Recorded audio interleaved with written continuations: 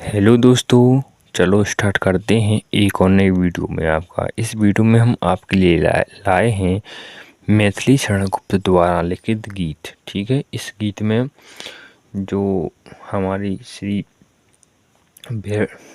उर्मिला जी हैं अपनी प्रीतम लक्ष्मण जी की बहुत याद में बहुत ही गीत अपनी सखी से कह रही हैं।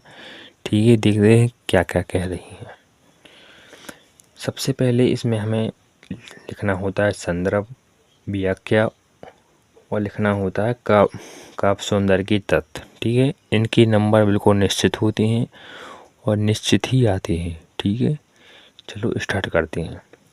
सबसे पहले आपको आएगा, मतलब कोई भी आ सकता है, ए भी आ सकता है। निखर सखी से और आंसू अर्ध भर आए। ठीक है, आप इसका संदर्भ देखिए। सबसे पहले प्रस्तुत पद्यांश हमारी पाठ्य पुस्तक हिंदी में संकलित राष्ट्रकवि मैथिली शरण गुप्त द्वारा रचित गीत नामक शीर्षक से उद्धृत है। ठीक है, ये तो हो गया आपका संदर्भ। चलो करते हैं इसकी व्याख्या। बहरणी उर्मिला अपनी संगिनी से कह रही हैं कि हे कि देखो सखी, ये खंजन पक्षी आ गए हैं। मुझे ऐसा लगता है जैसे आनंद मेरे देने वाले प्रीतम ने इस खंजन पंछियों को रूप में सुंदर लगने वाले अपने नेत्र मेरी ओर घुमा दिए हों। चारों ओर धूप के रूप में प्रीतम के शरीर की गर्मी तपस्या के कारण उत्पन्न फैली हुई है और उनके मन की सरसता और निगनता के कारण सरोवर कमल के फूलों से खिल उठे हैं। अर्थात कमलों से भरे सरोवर को देखकर मेरा मन ऐसा प्रसन्न हो उठता है मानो इसे प्रीतम के सरस सुगंध शरीर की समीपता प्राप्त हो गई हो। वन में मेरी प्रीतम घूम रहे होंगे और मंद मंद गति का स्मरण दिलाने के लिए ही ये हंस उड़कर यहाँ आ गए हैं। मेरी प्रीतम वन में मुझे याद करके अवश्य मुस्कुराए होंगे, तभी तो ये कमल खिल उठे हैं। और लाल रंग के संदूक के फूल प्रीतम के लाल अंदरों के समान सुंदर लग रहे हैं। उर्मिला आगे कहती हैं कि हे शरद, तुम्हारा स्वागत है। मैंने बड़े भाग से आज तुम्हारे दर्शन किए। आकाश ने तुम्हारे स्वागत में ओस की बूंदे के रूप में असंख्य मोती बिछाकर किए हैं। तो लो, मेरे ये नेत्र तुम्हारे स्वागत के लिए आंसू रूपी अर्थ लेकर प्रस्तुत हैं, यानी आंसू लेकर प्रस्तुत हैं। देखते हैं अगला। इसकी व्याख्या सृज न फिरे डॉट डॉट हो भाव भुवनी में। इसका संदर्भ तो वही रहेगा जो हमने देखा है पहले। करते हैं इसकी व्याख्या। विरह अग्नि में जलती हुई उर्मिला श्रेष ऋतु को संबोधित करते हुए कहती हैं कि हे श्रेष, तुम पार्वती तथा वनों में मत हुम करो। मैं तुम्हें नंदन वन के दृश्य अपने इस शरीर में ही जितना चारों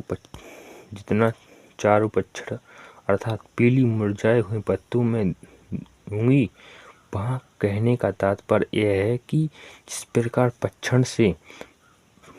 पतझड़ के मौसम में वृक्ष के सारे पत्ते पीले पड़कर गिरने लगते हैं, उसी प्रकार लक्ष्मण से दूर रहने वाली उर्मिला के शरीर के सारे अंग विरह अग्नि से तृप्त होकर या पीली होकर अपना अस्तित्व कम होने लगा है। उर्मिला दिल से आगे कहती हैं कि मुझे कितने कंपन की आवश्यकता है, मैं तुम्हें अपने ही शरीर में उसकी आपूर्ति कर दूंगी। यहाँ उर्मिला के कहने का अर्थ है कि पति के वियोग से कारण शीत ऋतु में उसका शरीर कांपता रहता है। और उर्मिला शरीर से कहती हैं कि हे मेरे मुख को पीला बताती है, अर्थात तुम मेरे मुख को पीलापन ले लो। हे वीर, यदि तुम मेरे अचूत जल को अनुरूपी पात्र में जमा करके मैं 3 उसे बड़े ही अमृत से संजोकर अपने मन में रख लूँगी, अर्थात अशुद्ध जल को मन में पीकर स्वयं को संभालने का काम करूँगी। मेरे हंसी छिन गई है, पर क्या उस जीवन में अब से जी नहीं सकती।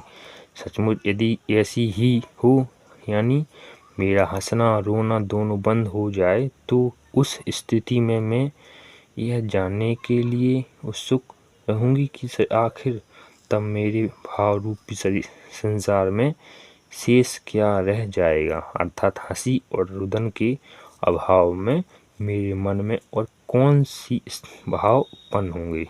ठीक है, अगला देखते हैं। मुझे फूल मत मारो, सिर पर धारो। इसकी व्याख्या करेंगे। प्रस्तुत पद्यांश में उर्मिला प्रार्थना करती हैं कि हे कामदेव, यहाँ पर कामदेव से प्रार्थना कर रही हैं, तुम मुझे अपने पुष्प बाणों से घायल मत करो, क्योंकि मैं तो यह अबला एक नारी हूँ और जो वियोगिनी है। मुझे तुम्हारे विचार पूर्वक दया करनी चाहिए। तुम वसंत के मित्र हो और चतुर हो, इसलिए मुझ पर कामरूपी विष की वर्षा मत करो, अर्थात कष्ट ना दो। तुम्हारे विष पुष्ट बाणों ने प्रहार से मेरा मन व्याकुल हो जाता है, इससे भी असफलता ही मिलेगी तुम्हें। तुम मुझे विचलित करने के लिए बहुत परिश्रम कर चुके हो और अपनी थकान दूर करो। कहने का भाव यह है कि चाहे तुम मुझे कितना भी दुख क्यों न दो, मैं भोग विलास की इच्छा रखने वाली कोई विष्णु नहीं बन सकती हूँ। यदि तुम में शक्ति है, साहस है, तो शिव नृत्य के समान बाधाओं को भस्म करने देने वाले मेरे इस सिंदूर बिंदु की ओर देखो। उर्मिला आगे कहती हैं कि हे कामदेव, तुम्हें अपने इस पर्व को मेरे पति के चरणों पर निछावर कर दो। गर्भ को मेरे पति के सामने निछावर कर दो, अर्थात सौंदर्य को तुम मेरे पति के चरणों की धूल के समान हो। यदि तुम्हें इस बात का घमंड है कि तुम्हारी स्त्री इतनी अत्यंत सुंदर है, तो तुम मेरे चरणों की धूल लो, रति के सिर पर रख दो, अर्थात तुम मुझे विचलित करने की कभी असफल हो मुझे विचलित करने में कभी सफल नहीं हो सकोगे। ठीक है दोस्तों, चलो आज के लिए इतना ही। आशा है कि आप लोगों को वीडियो पसंद आई हो। वीडियो पसंद आई हो तो लाइक करें, शेयर करें। धन्यवाद। ठीक है, मिलते हैं अगली वीडियो में इसी प्रकार व्याख्याओं की और अन्य जो हिंदी या अन्य टॉपिक हैं उनके साथ। तब तक के लिए धन्यवाद दोस्तों।